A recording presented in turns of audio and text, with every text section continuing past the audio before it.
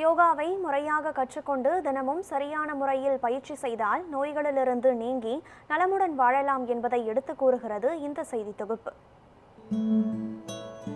நோயற்ற வாழ்வே குறைவற்ற செல்வம் என்று கூறுவார்கள்.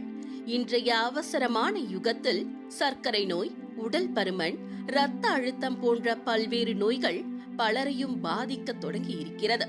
மாறாக தவறான பழக்க வழக்கங்கள், முறையற்ற உணவு, பற்றாக்குறையான தூக்கம் என பல்வேறு நடவடிக்கைகளால் பல்வேறு நோய்களுக்கு ஆளாகி வருகின்றனர்.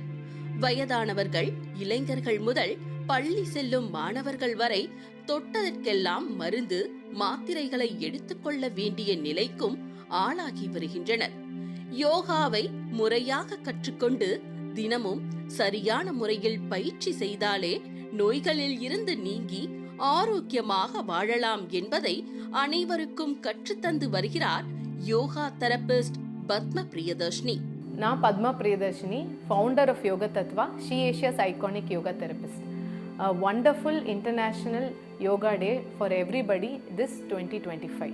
குழந்தைகள், கர்ப்பிணி பெண்கள், முதியோர் என அவரவர் உடல் அமைப்பிற்கும் வயதிற்கும் அவர்களது உடல் உழைப்பிற்கும் ஏற்ற ஆரோக்கியமான எளிய ஆசனங்களை புதிதாக வடிவமைத்து சொல்லித் தருகிறார் யோகா ஆசிரியை பத்ம பிரியதர்ஷினி.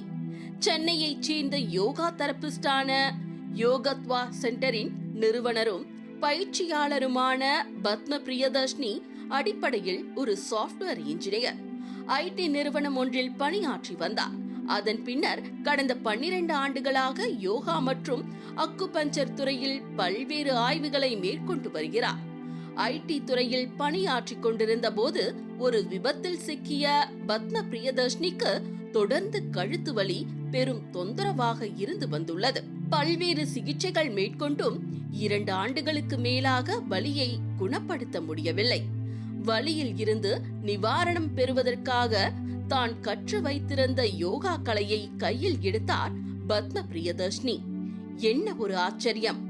யோகா செய்ய ஆரம்பித்த சில வாரங்களிலேயே கழுத்து வலி காணாமல் போனது. தான் பெற்ற இந்த சுகத்தை வையமும் பெற வேண்டும் என்று முடிவெடுத்தார்.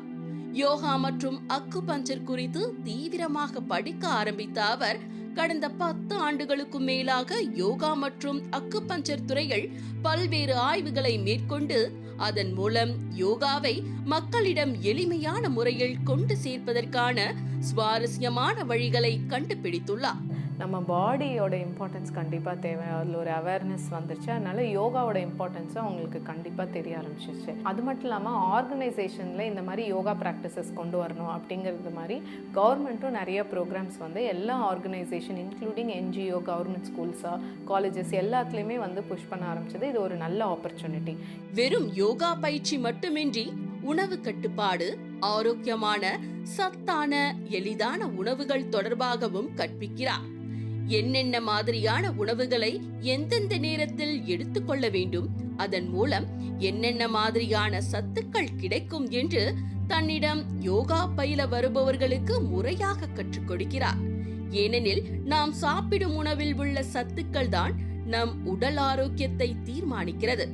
அதோடு யோகாவையும் இணைக்கின்ற போது ஏராளமான பயன்கள் நமக்கு கிடைக்கும் என்பதே பத்ம பிரியதர்ஷினி ஆணித்தனமாக நம்புகிறார். முக்கியமாக முறையான யோகாசனம் செய்வதன் மூலம் மருந்தில்லா வாழ்க்கை வாழலாம். பல்வேறு நோய்களை கட்டுக்குள் வைக்கும் திறன் யோகாவிற்கு இருக்கிறது. யோகா, தியானம் போன்றவை உடல் நலனோடு மன நலனையும் பாதுகாக்கும்.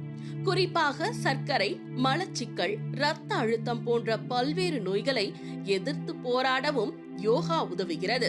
இப்போ டாக்டர்ஸும் பார்த்துட்டிங்கன்னு வச்சுக்கோங்களேன், அவங்களோட ஹெல்த்தும் அவங்க பார்த்துக்கணும். அதே மாதிரி கவர்மெண்ட் ஸ்டாஃப்ஸு, அதுக்கப்புறம் ஐடி ப்ரொஃபஷனல்ஸ், அவங்களோட ஹெல்த்தும் அப்படி பார்த்துக்கணுங்கிறதுனால இதுக்கான செப்பரேட் ப்ரோக்ராம்ஸஸ் எல்லாம் நம்ம ரன் பண்ணிட்டு இருக்கோம். பொதுவாக உடலை நெகிழ வைப்பதற்காக மட்டுமே அல்ல, உண்மையில் யோகாசனங்கள் நமக்கு பலவிதமான நன்மைகளை அள்ளித் தருகின்றன.